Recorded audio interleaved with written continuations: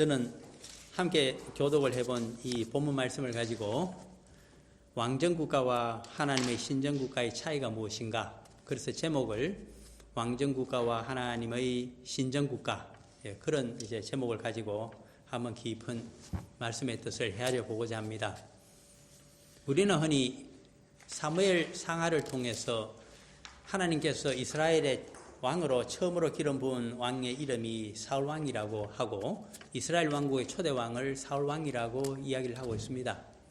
그런데 그때 당시 기록을 우리가 사무엘 상에서 더듬어 보면 사무엘 선지자는 백성들이 외적이 하도 많이 이스라엘 12지파를 침범을 해오고 있기 때문에 침탈에 시달리지 못해서 결국 그 적을 막아내기 위해서는 우선 한 지파를 공격할 것 같으면 그 다른 지파들이 협력을 해서 함께 막아내야 되는데 아주 이기적인 생각에 빠져서 다른 지파가 공격을 당하든 말든 침탈을 당하든 말든 도와주지를 않습니다. 우리 지역만, 우리 지파만 안전하면 됐지 왜 우리가 이웃 지파를 위해서 피를 흘려야 되느냐, 이런 집단 이기적인 생각에 사로잡혀서 도와주지를 않습니다. 그러다 보니까 12지파 중에 하나의 지파라고 하는 것은 힘이 강하지를 못하기 때문에 항상 외적에게 침탈을 당하고 시달리는 역사가 이 사사기 전체를 300~400년간을 지배하고 있습니다. 그러한 시대가 마지막 대사사이며 대선지자인 사무엘 시대까지 계속이 되어집니다. 그러자 도저히 백성들이 견디지를 못하고 마지막 대사사인 또 대제사장인 이 사무엘에게 요청을 합니다. 우리에게도 왕을 주십시오. 하나님께 기도하여 왕을 기름 부어 달라는 것입니다. 그렇게 하면 왕이 독재적인 무력과 권력과 지휘권을 가지고 군사 통수권을 가지는 거죠. 그래서 각 지파에게 명령하여 군대를 내라고 하고 연합하여 적에게 대처를 하게 되면 넉넉히 이길 수가 있는데 왜 이 좋은 방법을 사용하지 않습니까? 그것이 백성들이 사무엘에게 왕을 달라고 하나님께 기도하여 허락을 받아달라고 했던 이유입니다. 현실적인 사정은 백성들의 말이 맞습니다. 100번 옳습니다. 지당합니다. 그러나 사무엘의 마음에는 그리 끼는 것이 있습니다. 사무엘은 하나님의 대사사이며 대선지자이며 대제사장입니다. 그런데 사무엘은 자신이 스스로 나라를 이끄는 지도자이긴 하지만은 영적인 지도자입니다. 왕을 필요로 하지를 않습니다. 왜 그러냐니까 이 이스라엘 12지파의 왕은 어디까지나 출애굽기에 있었는 그대로 여호와 하나님이시기 때문입니다. 그런데 여호와 하나님을 제껴두고 그 나라를 왕을 세워서 군사력을 튼튼히 하여 12지파가 언제라도 비상출동을 하여 적을 막아내고자 하는 세상적인 방법론에 백성들의 마음이 기울어졌기 때문입니다. 그래서 하나님께 기도를 합니다. 그랬더니 여호와 하나님께서는 사무엘상에서 말씀하십니다. 이 백성들에게 왕정국가가 성립이 되면 얼마만한 왕의 독재와 폐단이 있는 것을 똑똑히 인식을 먼저 설명을 시켜주고 그래도 그들이 원한다고 하면 어쩔 수 없이 왕을 세워야 되지 않겠느냐, 그것이 하나님의 생각입니다. 그래서 가장 전쟁을 잘 치기에 용맹한, 보통 사람보다는 머리 하나가 더 큰 아주 용장이며 맹장감인 사무엘을 선택해서 그 베냐민 지파에서 왕을 세우게, 사무엘이 아니라 사울 왕을 세우게 됩니다.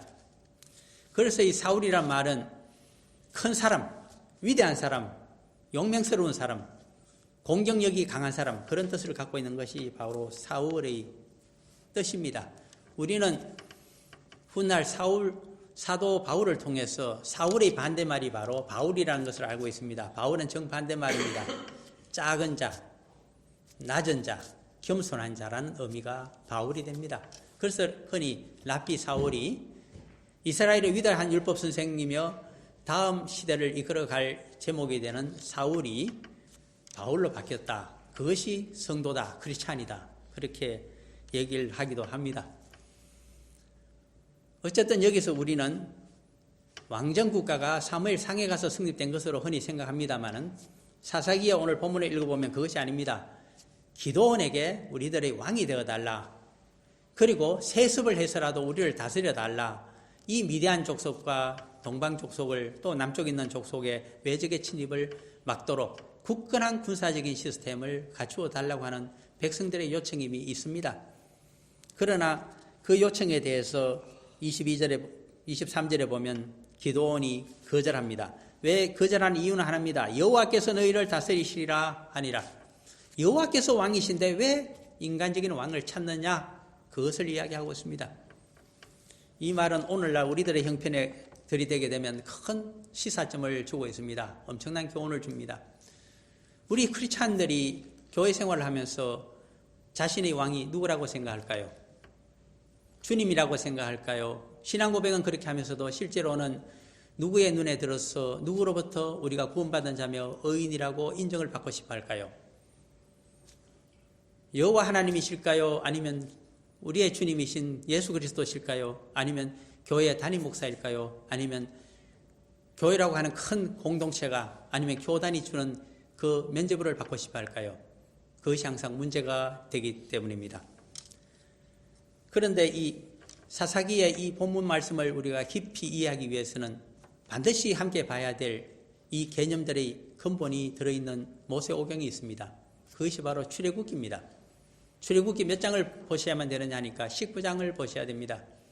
출애굽기 19장에 가시게 되면 시내산 언약에서 하나님의 신정국가가 성립이 되는 것을 출애굽기 19장 4절, 5절, 6절 세 개의 절에서 설명을 해주고 있습니다. 반드시 우리가 출애굽기 19장 4절, 5절, 6절을 신앙생활을 시작한 그때부터 우리가 이 땅을 떠날 때까지 절대로 잊어버려서는 안 되는 중요한 구절이 거기 들어있습니다. 출애굽기 19장 4절에서는 내가 독수리 날개로 너희들을 업어서 출애굽을 시켜준 여호와 하나님이라고 선언을 하고 있습니다. 5장에 들어가게 되면 그러므로 출애굽시킨 너희들을 내가 나의 백성으로 삼는다는 말씀을 해주면서 선민으로 삼아주심을 선언하고 있습니다. 6절에 가게 되면 하나님의 백성이 된다는 선민으로 삼아주었다는 그 목적과 이유를 설명하는 것이 출애굽기 19장 6절입니다. 너희들은 나에 대해서 첫째 제사장 나라가 되고 두 번째 거룩한 백성이 되어라고 말씀하십니다.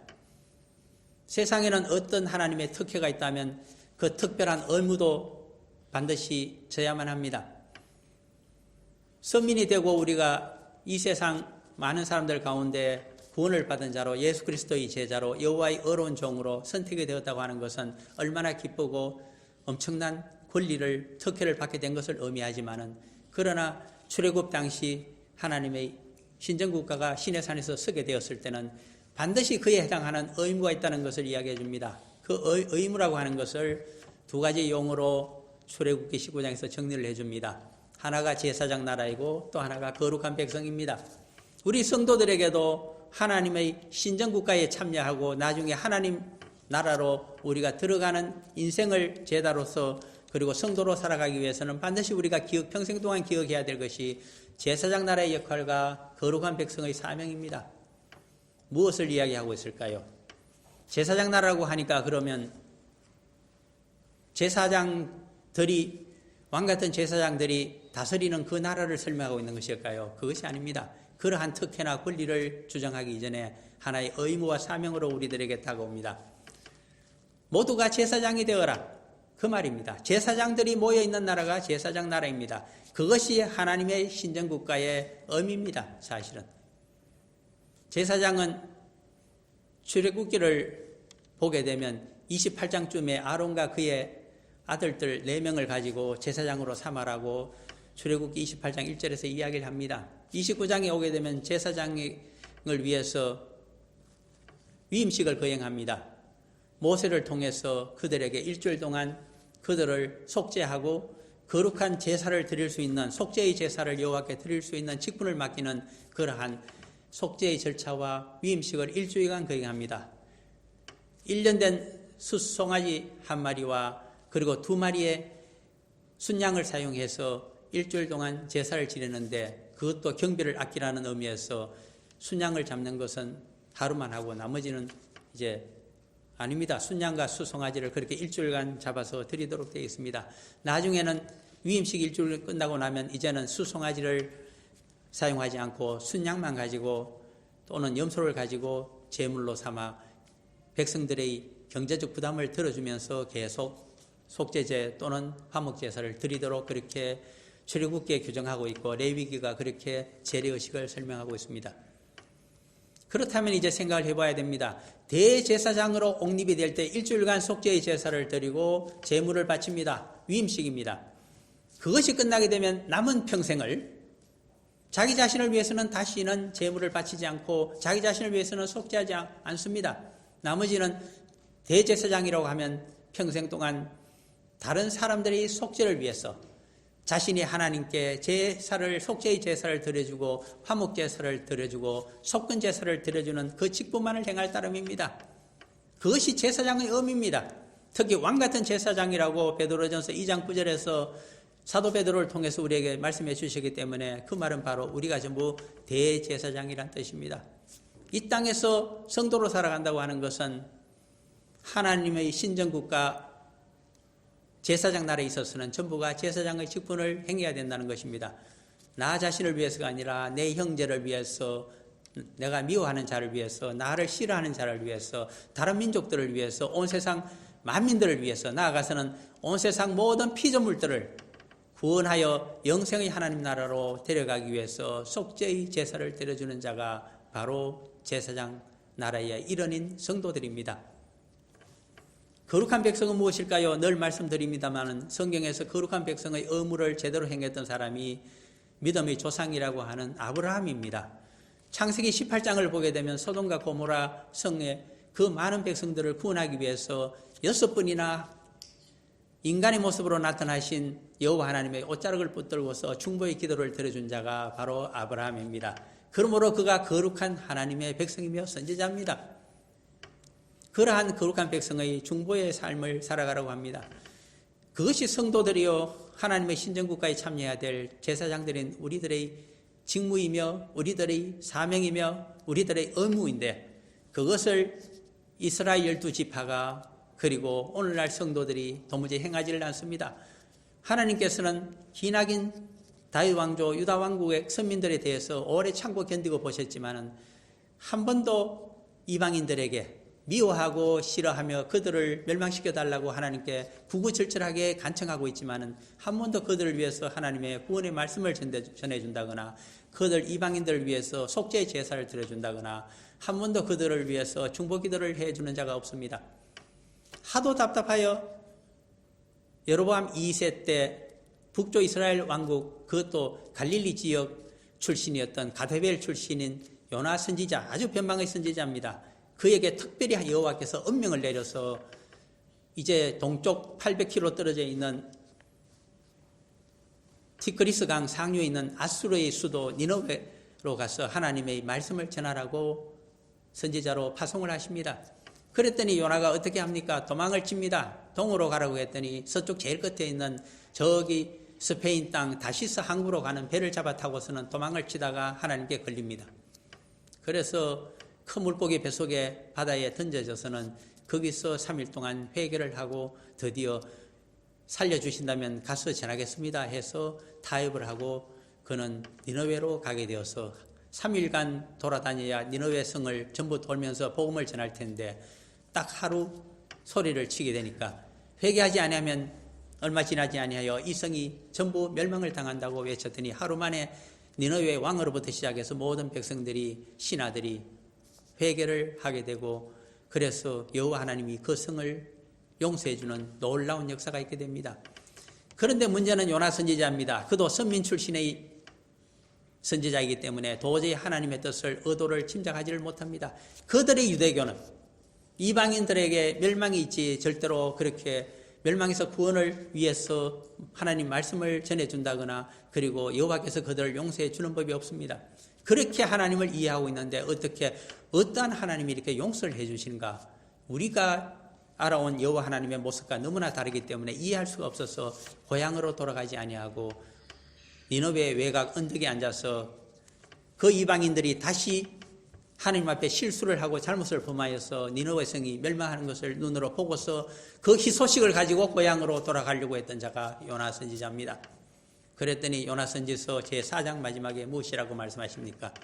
너에게 그늘을 지어주는 박능굴 하나도 너가 엄청 아끼면서 저기 수만 명이 살고 있는 저 도시가 회개하지 아니하므로 하나님의 멸망을 받아 소돔 고모라처럼 망하는 것을 너는 기뻐하고 있구나. 그것을 원하고 있구나. 이 어리석은 자야라고 선민들의 그 선민 우월 사상과 선민 구원 사상을 얼마나 꾸짖고 계시는지 모릅니다.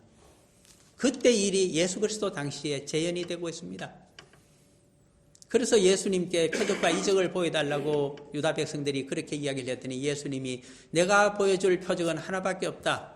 너희들이 전부 저 고레배 속에 들어가서 3일 동안 회개하고 요나 선지자처럼 이방인들에게 하나님의 말씀을 전해주고 그들의 구원을 위해서 기도해주는 선지자요 제사장으로 살아가는 것 외에는 아무것도 보여줄 것이 없다. 그것이 아버지 하나님의 말씀의 뜻이라고 이야기해 주십니다. 그 이야기는 2000년 전 예수님이 유대 민족 선민들에게 해주는 이야기가 아닙니다. 오늘날 우리에게, 한국 교회에, 우리들에게, 우리 인생 가운데 우리 성도들에게 해주시는 말씀입니다. 너 자신을 위해서는 99% 기도를 하고 말씀 보며 항상 부르짖고 있는데 어떻게 너가 싫어하고 미워하는 자를 위해서는 내게 1분도 2분도 기도해 주질 않느냐. 평생 보기 싫다고 하여 그는 한국에 살고 너는 뉴질랜드에 계속 살기를 고집하고 있느냐. 우리들에게 물으시는 말씀입니다. 예수님께서 그러므로 마태복음 5, 6장에서 말씀하십니다. 율법에서 특히 유대교에서는 원수를 미워하고 너희들 선민들만 구원하기 위해서 항상 기도하라고 가르쳤는지 몰라도 나는 너희들에게 하나님의 뜻을 복음으로 전한다. 원수를 용서하고 그들에게도 하나님께서 구원의 기회를 달라고 반드시 기도해 주라. 사도 바울은 그래서 로마서 뒤에 가게 되면 12장에서 이야기합니다. 원수 갚는 것은 하나님께 맡기라. 그 대신에 그들이 구원받기를 위해서 기도해 주라. 그리하면 그들에게 적합하지 아니하면 너희들에게 그 구원과 평안이 돌아가리라. 그러한 취지의 말씀을 해 주십니다. 너희들이 그렇게 계속 그들 위해서 속죄 제사를 드리고 기도해 주게 되면 그들이 얼굴이 화끈거려서 그 숯불을 올려놓은 것 같이 도저히 견디지를 못하고 회개의 자리로 나올 것이다. 그러면 함께 천국에 들어가게 되면 얼마나 좋을 것인가. 그것이 예수 그리스도를 통하여 드러난 복음의 취지이며 우리 성도들에게 할 일을 가르쳐주고 있습니다. 그것이 하나님의 신정국가 제사장 나라의 구성원이 되고 있는 우리들에게 주어진 의무사항입니다. 그 정도를 생각하면서 왕정국가와 하나님의 신정국가에 대해서 조금 더 생각을 해보고자 합니다. 쉽게 말씀드리자면 상식적인 선에서 좀 생각을 해보기를 시작합니다. 하나의 왕국이나 나라가 성립되자면 세 가지 구성 요소가 반드시 필요합니다. 한국에서 공부를 하신 분들은 잘 외우고 있는 국가의 3요소가 있습니다. 첫 번째가 주권입니다. 왕정국가에 있어서의 주권은 반드시 왕에게 속합니다. 왕정국가의 주인이 누구인가? 왕입니다. 나머지 백성과 신하들은 무엇인가? 전부 그의 종입니다. 그리고 왕을 섬겨야만 하는 부속품과 같습니다. 하나님의 신정국가에 있어서는 그러면 주권이 누구에게 있을까요? 그것이 바로 출애굽기 19장 4절 5절에 있는 말씀입니다. 너희들을 독수리 날개로 업어서 애굽 제국의 바로의 손에서부터 내가 건져내었다. 그러므로 너희들을 건져낸 내가 너희들의 주인이며 주권자라는 선언이 거기 나타나고 있습니다. 그러므로 하나님의 신정국가의 주인은 여호와 하나님이십니다. 창조주가 바로 주인이십니다. 피조물인 우리들은 전부 그분의 종이며 그분의 심부름꾼이며 그분의 자식들입니다.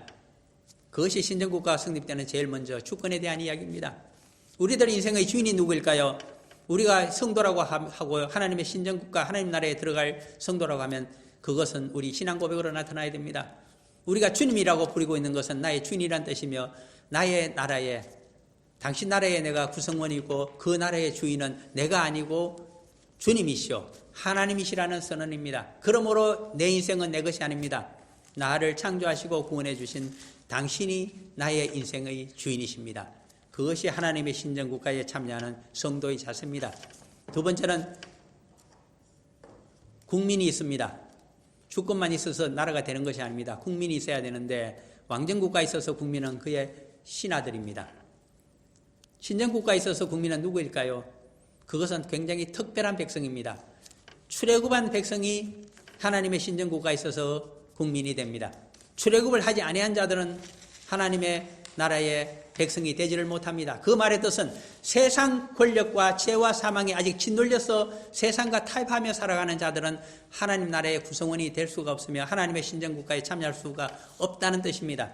그러므로 성도들이 거듭난 인생을 살아가며 세상적인 삶에서 하나님을 주인으로 섬기는 삶으로 생각이 바뀐 자들만이 하나님 나라 그리고 이 땅의 신정국가의 백성으로 살아갈 수가 있다는 뜻입니다. 그 점을 똑똑히 기억을 하셔야 됩니다. 그러면 국토는 어디에, 영토, 테리토리는 어디 있을까요? 하나님의 신정국가의 영토는 아직 없습니다. 시내산에서 시내산 언약을 주었을 때 그것이 그들의 영토가 아닙니다. 그것은 약속의 땅을 의미합니다. 그래서 그들은 하나님의 신정국가가 가나안 땅에 들어가서 그곳에 있는 원주민 6부족을 쫓아내고 나면 자기들에게 주시는 그 땅으로 생각했습니다.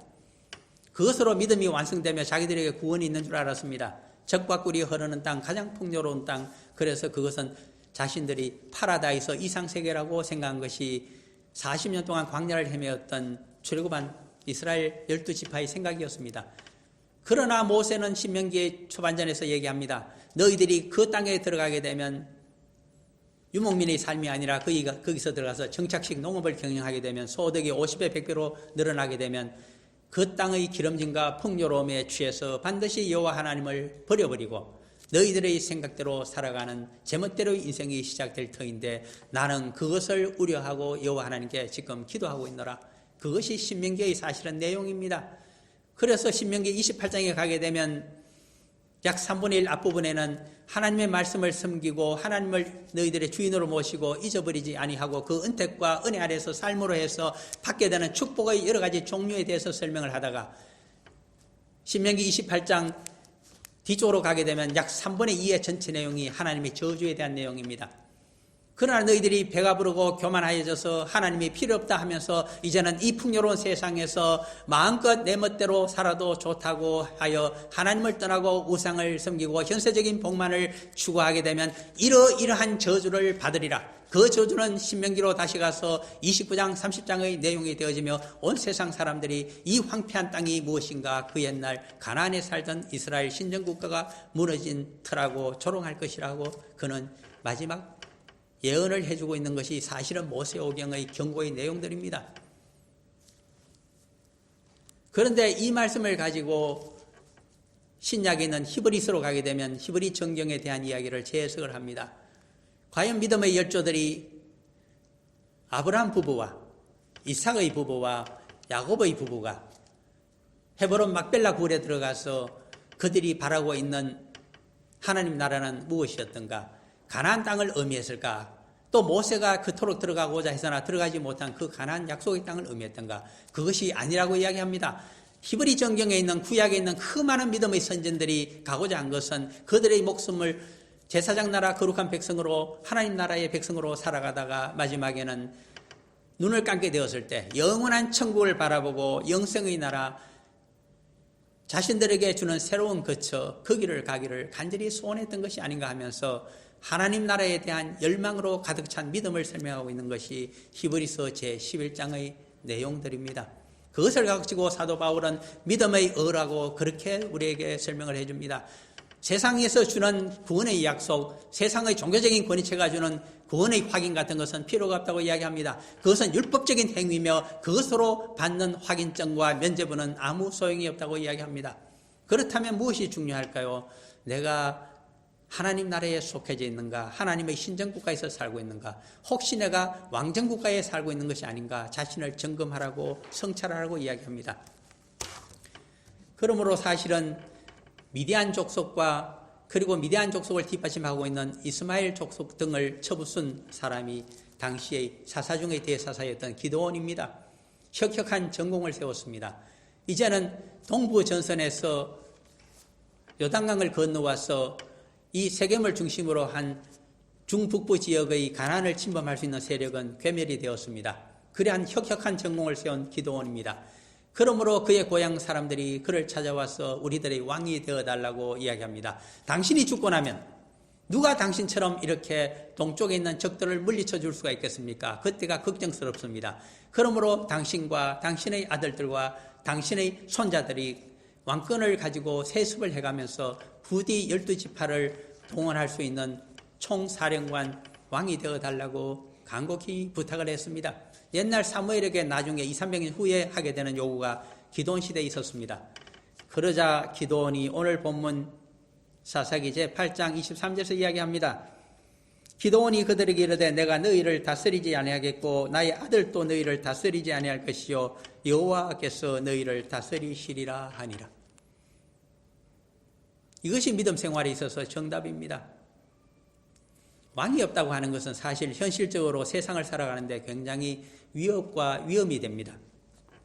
적은 우리를 침탈해 들어오고 있는데 효율적으로 연합하여 막을 수 있는 힘이 약화되어 있기 때문입니다. 우리의 신앙도 개인적인 신앙이면 약합니다. 집단적이고 공동체적인 신앙이 됐을 때 그것은 강하기 마련입니다.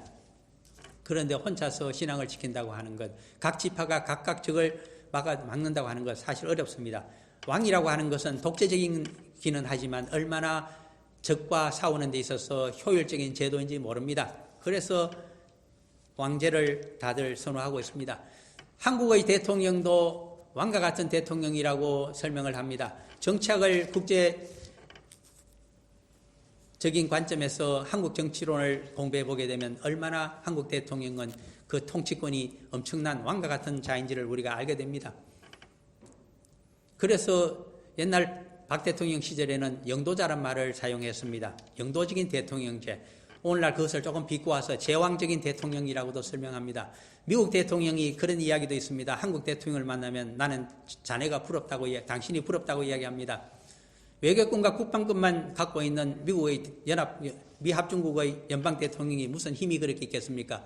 겉으로 보게 되면 외교권과 국방권 때문에 거대 보이지만은 그 나라에 들어가서 보게 되면 흔적도 없습니다. 모든 것은 주정부에서 주지사가 그리고 주의회가 다 결정하고 동네 것은 시티 카운슬에서 다 결정하고 있는데 저 먼 나라의 이야기 무엇이 피부에 와 닿겠습니까? 별로 볼 일이 없습니다. 우리는 뉴질랜드 땅에서 20여 년을 살아오고 있습니다. 뉴질랜드 수상이 누구인지 기억하지 않아도 좋습니다. 다만 우리 시티 카운슬에서 우리 토지세를 상하수도를 어떻게 규제하고 있는가, 그것이 또 어느 지역의 개발 계획에 중점을 두는가가 훨씬 중요하기 때문입니다. 그런데 한국의 대통령이라고 하면 시시콜콜 모든 것을 간섭할 수가 있습니다. 대통령이 한번 지나가면서 몇 마디 지적한 것은 어느 지방이라도 그 시장 군수가 옛날은 다 뜯어고쳐야 됩니다. 그분의 마음에 맞도록. 예를 하나 들어드립니다. 왕 같은 대통령이 다스렸던 옛날 박정희 시대에 어떤 일이 있었는지를 말씀을 드리겠습니다. 그분은 박혁거세의 스스로 후손이라고 생각했습니다. 그래서 신라문화재를 1960년대에 바로 부활시키면서 경주에는 6부족의 후손들이 살고 있는데 신라문화재에서 이렇게 제일 먼저 차례를 지냅니다. 그런데 거기 제일 먼저 하는 것을 박혁거세의 후손인 자신들이 제일 먼저 찻잔을 술을 부어야 된다고 주장했습니다. 뿐입니까?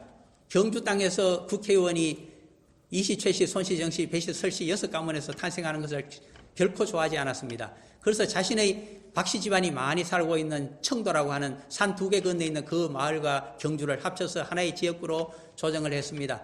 거기 있는 박씨와 또 박씨의 후손들이 항상 국회의원을 지내먹었습니다. 저는 어릴 때지만은 그것을 정확하게 기억하고 있는 사람입니다. 예를 들면 박숙현이라든가 경주 사람이라고 하더라도 박씨가 아니면 국회의원을 못 지냈습니다. 나중에는 하다못해 박건음 씨도 지내먹었습니다.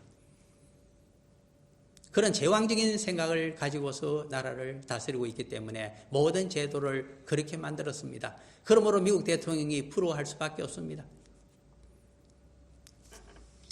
그뿐입니까? 공산주의를 하고 있다고 하면서 세상에 단 하나밖에 없는 세습 왕정을 하고 있는 나라가 바로 북쪽에 있는 조선인민주의 북쪽의 공화국입니다.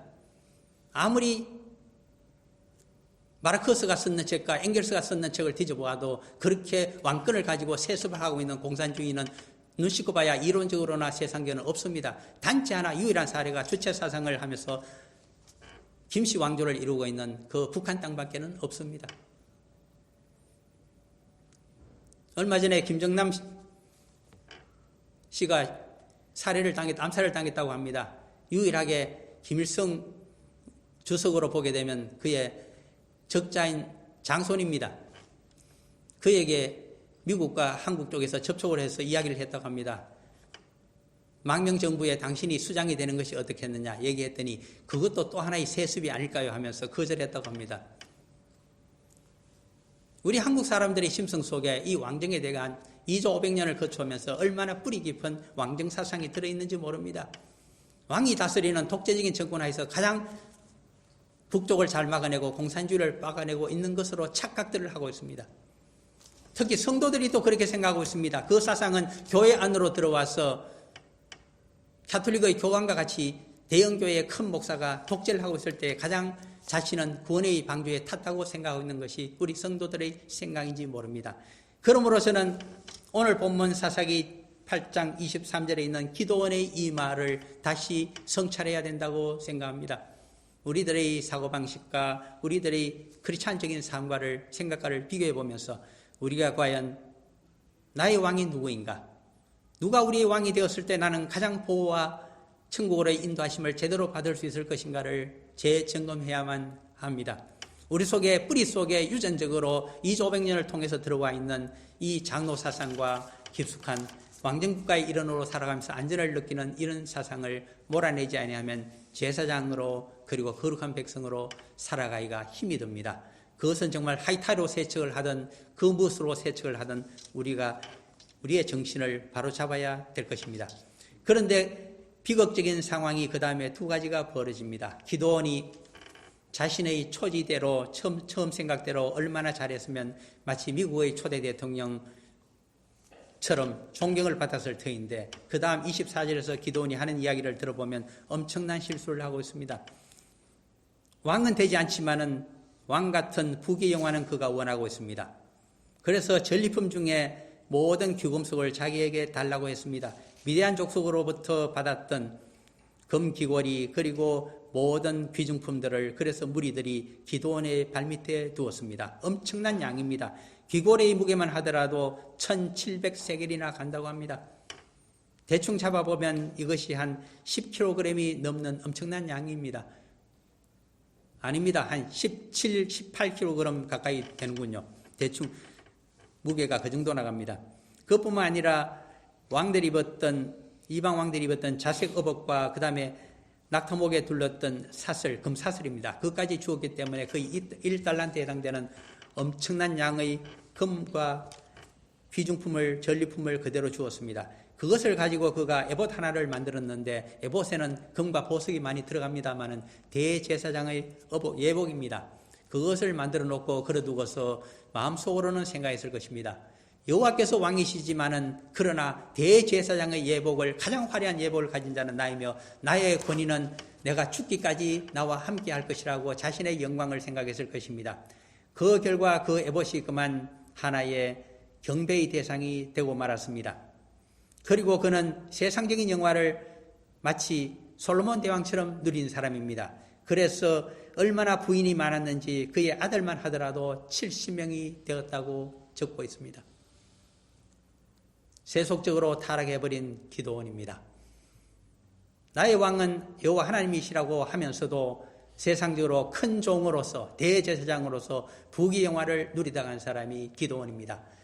그렇게 잘못하고 타락해버리기 때문에 그의 자손대에 가서 어떻게 될까요? 첩의 자식이 하나 나타납니다. 마치 이 첩의 자식이라고 하는 것은 나중에 보게 되면 창세기에 가서 보게 되면 35장을 넘어서 36장에 가게 되면 에돔 에서의 맏아들이 엘리바스입니다.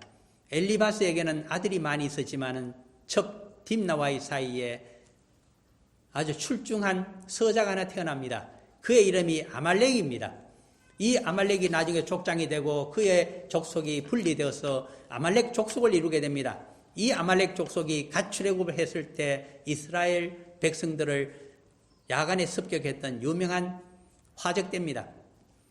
그런 아말렉과 비슷한 사람이 하나 나타났습니다. 기드온의 아들 중에 유일하게 첩의 아들인 아비멜렉입니다. 어떻게 이자에게 아비멜렉이라고 하는 이름을 기드온이 붙여주었을까요? 그의 아버지가. 그것은 그가 용맹한 자이며 출중한 자이기 때문입니다. 아비멜렉은 본래 우리가 창세기에서 본 그대로 그랄 땅 왕의 칭호가 아비멜렉입니다. 아비는 아버지이고 멜렉은 왕이란 말입니다. 그것이 히브리 말입니다. 그러므로 아버지 왕을 이야기합니다. 그것은 왕중왕을 의미합니다. 블레셋에게는 5개의 도시국가가 있는데 하나의 연맹체가 있고 연맹체의 대왕의 이름 칭호가 바로 아비멜렉이기 때문입니다. 이렇게 위대한 칭호를 기드온이 첩에서 난 자식에게 붙여주었다고 하는 것은 그 자식이 출중한 인물임을 알 수 있습니다. 그러나 그는 아버지에게서 이상한 것을 보았습니다. 왕이 아니라고 하면서도 왕같은 권력과 왕같은 호화사치를 다 누리고 있는 자가 기드온이었습니다. 그러므로 그가 세상적인 생각을 합니다. 아버지는 왕이 아니었지만 나는 왕이 되리라. 그래서 그가 세겜 땅 자기 어머니 집안 자신의 외가입니다. 거기에서 입지를 하게 됩니다.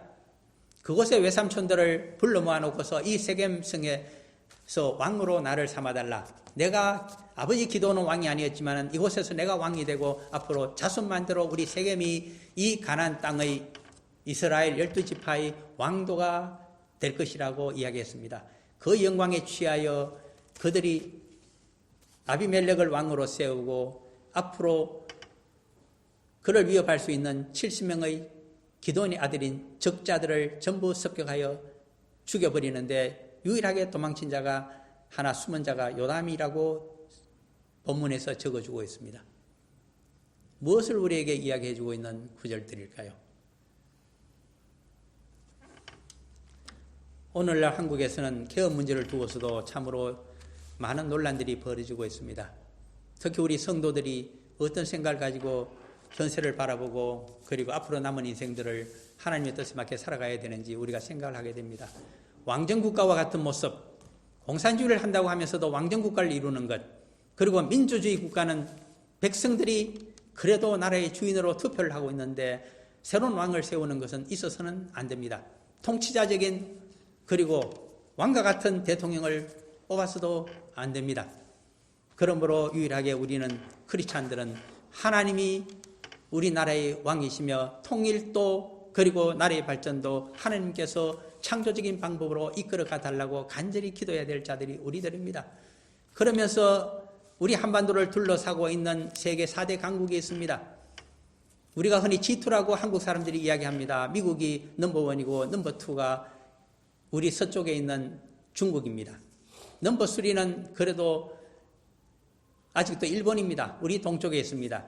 그 다음에 공산진영에서 강력한 힘을 행사하고 있고 세계에서 가장 큰 땅을 가지고 있는 것이 북쪽에 있는 러시아입니다. 묘하게도 그 네 나라의 4대 강대국에 가장 많은 교민을 갖고 있는 유일한 민족이 우리 한민족입니다. 하나님께서 왜 이렇게 배치를 하셨을까요? 왜 이런 환경을 조성해 주었을까요?